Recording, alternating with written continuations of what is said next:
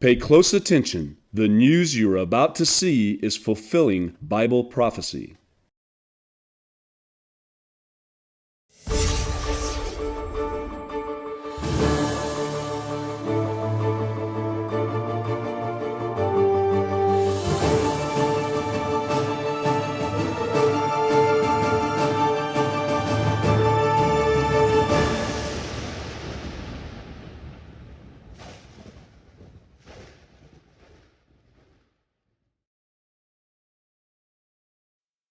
Welcome to another edition of YPN News, bringing you news as it relates to Bible prophecy and foretold by Yisrael Hawkins. Well, today we have sickness, war, and weather in the news as the world continues in what many are saying is a downward spiral. Well, we start our broadcast off with major storms that have caused torrential flooding in the southern part of the United States. Severe weather has brought about flooding and thousands of high water rescues as police and National Guard help rescue people in what is being called historic floodwaters. That's how much rain they've gotten over the last 48 hours or so. In addition to the already wet situation, millions are also being warned about the possibility of flash flooding in the state of Louisiana.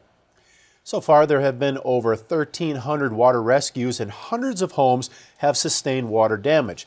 Now, in the city of Monroe, over 20 inches of rain fell, sending a boat crashing into a bridge, a result of the rising waters. Now, across 5 states, 12 million people are under flash flood watches and warnings. In Tennessee, one homeowner thought that they had enough time to get out, but ended up having to be rescued. She said she lost everything she worked for in the last 20 years. I bet you that's scary. In Mississippi, even a police boat capsized during an attempted water rescue. Well, the mayor of Greenville, Mississippi, Eric Simmons, said the amount of rainfall that we've received in a 40-hour period is epidemic and is worse than even Hurricane Gustav. Wow. Those words mirror what residents are also saying, stating that this is the worst it's ever been. At least 50 streets are flooded there in that neighborhood, and 2 fishermen are missing. Well, Dr. Margaret Chan, the Director General of the World Health Organization, said that Zika virus is such a threat, we need immediate action. So far, Zika has been found in fetal brain tissue, and scientists have recently discovered that the virus can destroy nerve tissue, which is evident that the virus is causing both the birth defects and miscarriages. Now, Dr. Chan also said sexual transmission is more common than previously thought. Well, to add to this, 9 countries, including Brazil, Colombia, El Salvador, Suriname, Venezuela, Martinique, Puerto Rico, Panama, and French Polynesia have reported an increase in Guillain-Barré syndrome, which is a neurological condition that can affect anybody, not just pregnant mothers. Most patients recover, but it can cause weakness, paralysis, and even death. Now, the New England Journal of Medicine published a report where they found the Zika virus in the brain and spinal fluid of an 81-year-old man. The report says that there is feared to be a link between the virus and brain damage in adults. It looks like it's getting worse. The CDC has published a report that states that 1 in 3 Americans have elevated blood sugar levels that raise their risk of diabetes. Dr. John LaPook with CBS News commented on the report where researchers in California estimate that over half of all adults in California have prediabetes or undiagnosed diabetes, which equals to 46% of all adults and 33% of young adults ages 18 through 39. A researcher, Susan Babby, co-authored the report and said that they were concerned with the amount of young adults who have an increased risk in developing type 2 diabetes, which sets them on a path to serious complications in the future. Complications that include blindness, heart disease, kidney disease, and premature death. Now, without any intervention, about 70% of those with prediabetes will develop into full diabetes. That's a very high statistic. Doctors say the best way to prevent diabetes from developing prediabetes into full diabetes is through diet and exercise. Well, the CDC also estimates that 90% of people with prediabetes don't know that they have it because simply there are no symptoms. Well, sanitation crews could be seen cleaning a local Chipotle restaurant as customers drove up to see the restaurant was closed.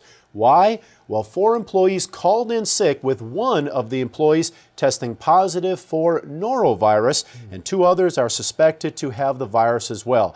Now, so far, no customers have been reported to have the virus, but the health department was notified, and of course, the cleaning work began. That's right.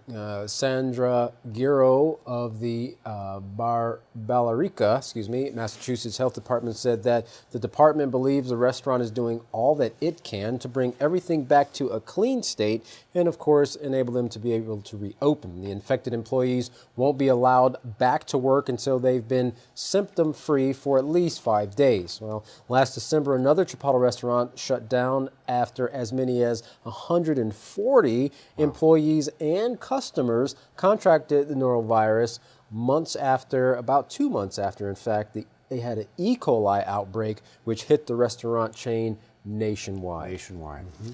Well, HSV1, also known as herpes simplex virus type 1, is a very common STD, but a new study shows that the virus reaches further into the body, affecting the brain than previously thought.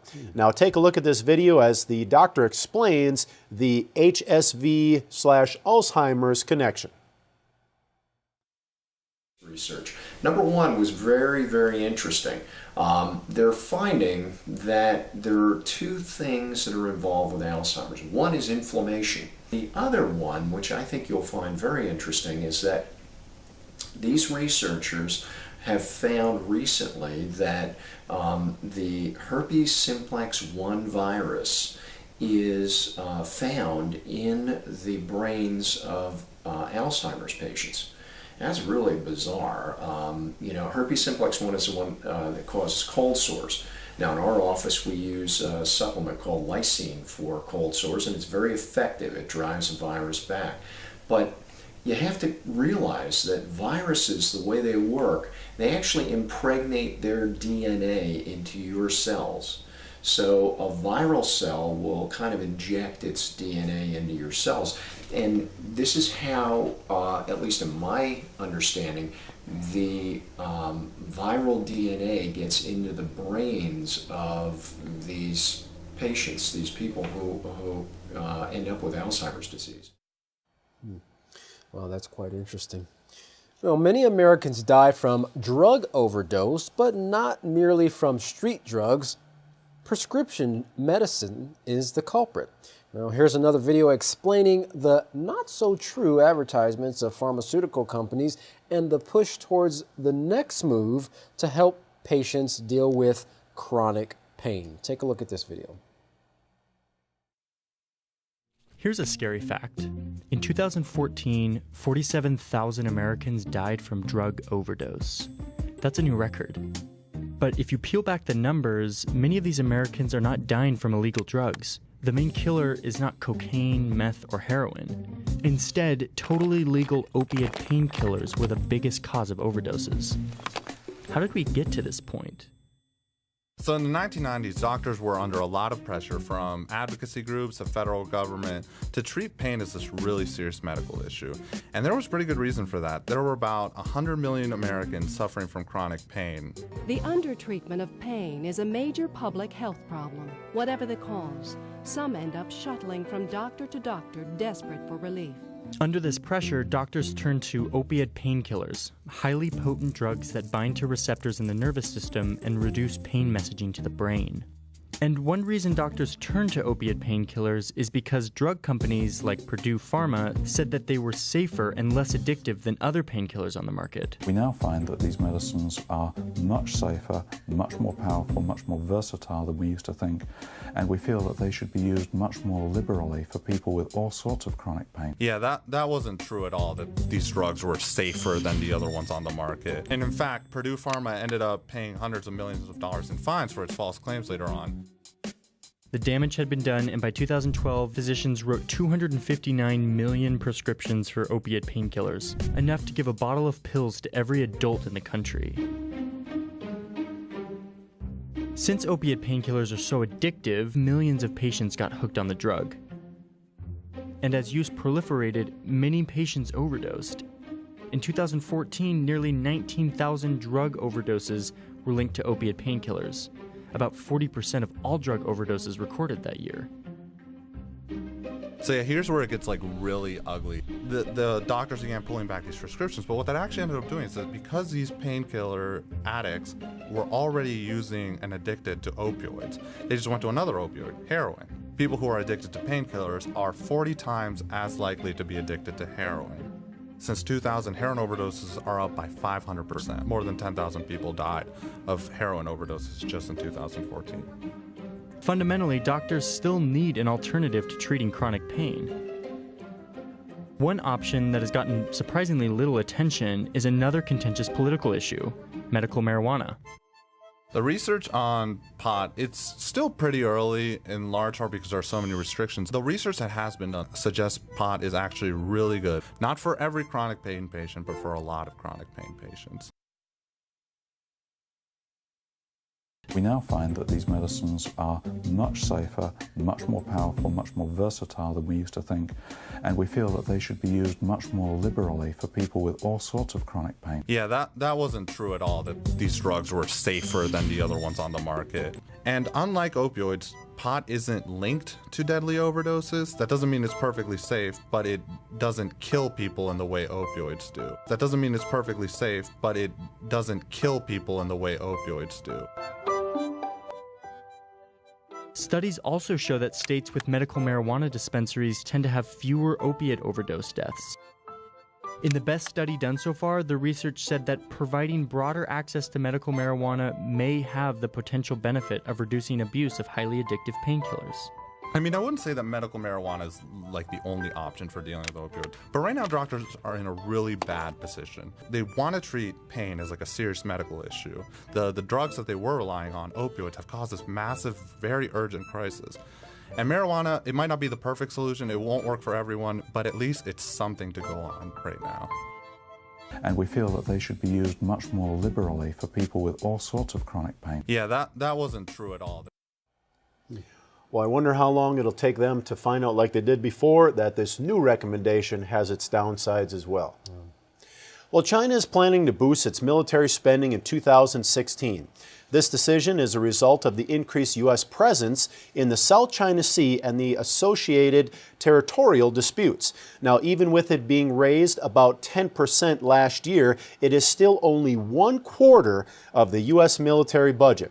But they do have the world's largest standing military with over 2 million troops. But the United States is still the king of military spending. Absolutely. It's amazing. The humanitarian effort in Yemen is in trouble as international banks have cut credit lines to the country for food shipments because lenders are becoming increasingly unwilling to offer letters of credit among increasing security concerns. They're also unwilling to process Yemeni payments because ports there have turned into battlegrounds, and the Saudi attacks are bringing Yemen's financial system to a complete halt.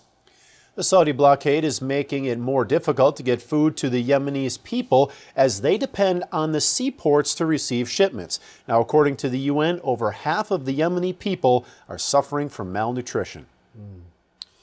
Well, as the chaos and carnage in Yemen is continuing to mount, our YPN's Larry McGee has our story on the details and what Saudi Arabia is doing there, as well as some other activities that are taking place with Iran. Larry, what do you have for us? The crisis in Yemen is entering another low as international banking institutions have begun to withdraw credit lines for food shipment due to security concerns. The reluctance of the banks to furnish the letters of credit that are utilized by many Yemenis for supplies is reported to be creating shortages. The war in Yemen with Saudi Arabia is also negatively impacting its economy, with matters made worse by the Yemenis' port wars and the Saudi naval blockade, since Yemen is dependent upon sea shipments for its food. UN reports cite that half of the country's population is currently suffering from famine. The UN is also attributing 2/3 of civilian deaths in Yemen to the Saudis, noting also that in recent months there has been a twofold increase in mortalities. The death toll is still continuing to mount in Syria as well, as Syrian and Kurdish soldiers allege chemical weapons attacks are now coming from foreign-backed mercenaries. Kurdish authorities say the attacks are being initiated from multiple locations. Kurdish fighters have reportedly been locked in heated battle with Saudi mercenaries in recent months, and both American and Russian officials view their participation as a key element in helping to combat ISIS in northern Syria. Iran is also back in the headlines this week after reasserting its support for Palestine in its ongoing conflict with Israel. Iran's foreign minister stated that Israel's activities violate all international and humanitarian laws. The comments came at a summit of the Organization of Islamic Cooperation, where the diplomats stated further that a large number of leaders around the world are beginning to distance themselves from Israel due to its policies. The Iranian official cast a negative light on Israel's efforts to redivide Jerusalem and expressed disapproval for what he believed to be light treatment by the UN Security Council for Israeli offenses. The Iranian official pressed all of the OIC's members to remain committed in their support of Palestine. Meanwhile, Tehran's Revolutionary Guard Corps test-fired 2 ballistic missiles at the conclusion of its military drills, which took place all across Iran this week. Both missiles had a range of 2,000 kilometers and hit their targets after being fired from the Alborz Mountains. Iran's Revolutionary Guard Corps says that the drills and missile launches were aimed at showcasing its deterrent power and readiness to confront all threats against its territorial integrity. As might have been suspected, some U.S. officials are less than pleased with Tehran's latest activities, and Republican lawmakers such as Paul Ryan are calling for renewed sanctions against Persia, asserting that the missile launches violated international law and were a provocative action against the U.S. Despite that, the State Department says that the actions didn't constitute a breach of its nuclear deal, and Iran maintains that its missile program is solely for the purpose of defense and does not pose a threat to any other nation. For YPN News, I'm Larry McGee. Tom Jeff, back to you. Appreciate your report, Larry. Well, we'll see more and we'll hear more about the Iranians in our news to come. Well, the leader of Israel's Labor Party has called for the further dividing of Jerusalem.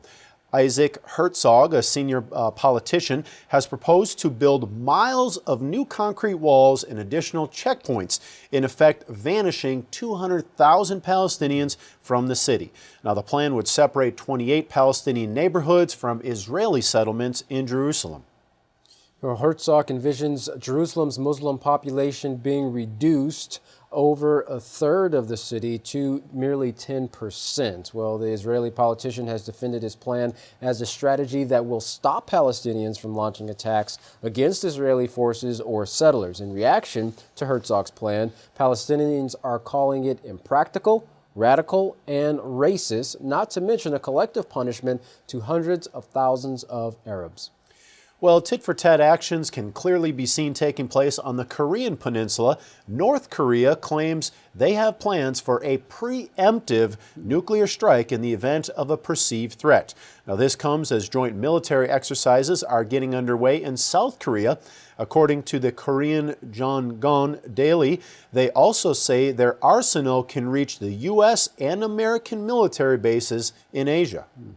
In a statement, North Korea warned, if we push the buttons to annihilate the enemies, even right now, all bases of provocations will be reduced to seas of flames and ashes in a moment. Military drills between the U.S. and South Korea have been held for many years now, but this year they are being called the largest ever staged in the Korean Peninsula, lasting for about 50 days. According to the Telegraph, over 15,000 American troops will be involved and 290,000 South Korean troops will be used, including special forces. Now, the reason for the increase in size is to send a message to North Korea in response to their recent nuclear tests and rocket launches. The North Korean government has also spoken out strongly against new sanctions imposed by the United Nations because of the missile test that they just recently took place. In rebuttal, a spokesman for South Korea's Ministry of National Defense vowed that its military would make a firm and merciless response to any provocations. And the tit-for-tat continues just days after the threat of the preemptive nuclear strike. Kim Jong-un, president of North Korea, also ordered the military to hold fresh nuclear tests. Now, the order calls for the testing of militarized warheads for the first time. Kim also stressed the importance of conducting more nuclear-related research. In response, Washington has sent several nuclear-capable stealth bombers to the Asia-Pacific region. In another move, the U.S. is also in negotiations with the Australian government to allow the deployment of long-range U.S. bombers in Australia. General Laurie Robinson, a U.S. Air Force commander, says the talks are over stationing B-1 bombers and aerial tankers in Northern Territory. Well, according to General Robinson, the bombers would be set within striking distance of the disputed South China Sea. She admitted there would be a significant impact due to searing tensions in the Asia-Pacific region. The Australian Prime Minister, Malcolm Turnbull, would not comment on the talks, but he did confirm that a larger presence of the U.S. will take place in the near future. Well, this comes as the Chinese government makes its moves, deploying advanced missiles on the disputed island in the South China Sea. Both Washington and Beijing have been accusing each other of militarizing the region. Well, Moscow has announced the first batch of the S-300 missile system will be delivered to Iran sometime in August or September of 2016. Now, Russia had announced earlier that it would ship the consignment in February, but failed to keep its word. Moscow has repeatedly delayed on its promise to deliver the missile system to Iran under a 2007 deal. Now, in November 2015, Moscow signed a new agreement to supply Iran with the system by the end of that year. But of course, that fell through as well. So now they're giving a new date in which they hope to have that system to Iran. Sounds like Iran's a little bit antsy. Well, a U.S. court has ruled that Iran must pay more than $10 billion in damages to families of people killed in the September 2001 terrorist attacks. Judge George Daniels issued the default judgment saying that Iran failed to defend itself against claims that it played a role in the attacks. Well, Judge Daniels had earlier cleared Saudi Arabia from accountability, even though 15 of the 19 attackers were Saudi citizens and none were Iranian. But because they failed to defend themselves against the accusations, then they're default judgment and you pay the fine. Well, the Vatican has finally admitted that not enough has been done to stem sexual abuse of priests in many countries. Vatican spokesman Frederica Lombardi says that in many countries there are still numerous cases of pedophilia by priests which have not been revealed due to cultural situations and silenced. Despite his admittance, Lombardi has defended actions taken by Pope Francis and his predecessors. However, earlier the Vatican defended its top Australian official, George Pell, in a cover-up of sexual abuse of children by priests when he was a bishop. So on one hand, they're admitting now they haven't done enough, but they're still covering it up on the other hand. Yeah, we kind of brought that out in another report where they were not admitting that there was sexual abuse within the church, but at the same time they were paying victims. That's right. Right, so in a way there is a guilt, an admittance of guilt by their actions. Well, Pope Francis honored the dead of World War I in a military cemetery where more than 100,000 Italian soldiers were laid to rest. Given the rise of so many wars and conflicts in Iraq, Syria, Ukraine, Gaza, and parts of Africa, the Pope said a third world war isn't far-fetched. Pope Francis commented at the event, saying, "Even today, after the second failure of another world war, perhaps one can speak of a third war, one fought piecemeal, with crime, massacres, destruction. How is this possible? It is so because in today's world, behind the scenes, there are interests, geopolitical strategies, lust for money and power, and there is the manufacture and the sale of arms. It's kind of interesting who may actually be behind those activities. Well, in closing today, we end with a 2007 interview with General Wesley Clark, who was a retired 4-star U.S. Army general, Supreme Allied Commander of NATO during the Kosovo War. Take a listen as the retired general speaks of the plans of war that were laid out many years earlier. About 10 days after 9/11, I went through the Pentagon and I saw Secretary Rumsfeld and Deputy Secretary Wolfowitz. I went downstairs just to say hello to some of the people on the Joint Staff who used to work for me, and one of the generals called me and he said, "Sir, you got to come in. You got to come in and talk to me a second." I said, "Well, you're too busy." He said, "No." He says, "We've made the decision. We're going to war with Iraq." This was on or about the 20th of September. I said, "We're going to war with Iraq. Why?" He said, "I don't know." He said, "I guess they don't know what else to do." So I said, "Well, did they find some information connecting Saddam to Al-Qaeda?" He said, No. He says, "There's nothing new that way. They've just made the decision to go to war with Iraq." He said, "I guess it's like we don't know what to do about terrorists, but we've got a good military and we can take down governments." And he said, "I guess if the only tool you have is a hammer, every problem has to look like a nail." So I came back to see him a few weeks later, and by that time we were bombing in Afghanistan. I said, "Are we still going to war with Iraq?" And he said, "Oh, it's worse than that." He said, he reached over on his desk, he picked up a piece of paper, and he said, I just got this down from upstairs, meaning the Secretary of Defense's office today, and he said, "This is a memo that describes how we're going to take out 7 countries in 5 years, starting with Iraq and then Syria, Lebanon, Libya, Somalia, Sudan, and finishing off Iran." The truth is about the Middle East is, had there been no oil there, it would be like Africa. Nobody is threatening to intervene in Africa. The problem is the opposite. We keep asking for people to intervene and stop it. And there's no question that the presence of petroleum throughout the region has sparked great power involvement. Whether that was the specific motivation for the coup or not, I can't tell you, but there's always been this attitude that somehow we could intervene and use force in the region. Well, as retired General Clark stated, these war plans have been made. As the nations continue to grow more angry with one another, they are establishing their military positions. One can easily see that the whole world could be engulfed in an all-out war in a very short time. It won't be long before the prophecies that speak of nuclear wars come to pass. No weapon, bunker, spaceship, or God will be able to save mankind at that time. The only protection is to turn from God worship and start serving the only source of power, our Heavenly Father Yahweh. Contact the House of Yahweh today and learn how to protect yourself and your family by taking on the mark of Yahweh through the obedience of His laws. When you contact the House of Yahweh, don't forget to request your free copies of the monthly newsletter and the Prophetic Word magazine. To contact the House of Yahweh, you can write them at the House of Yahweh at P.O. Box 2498, Abilene, Texas 79604.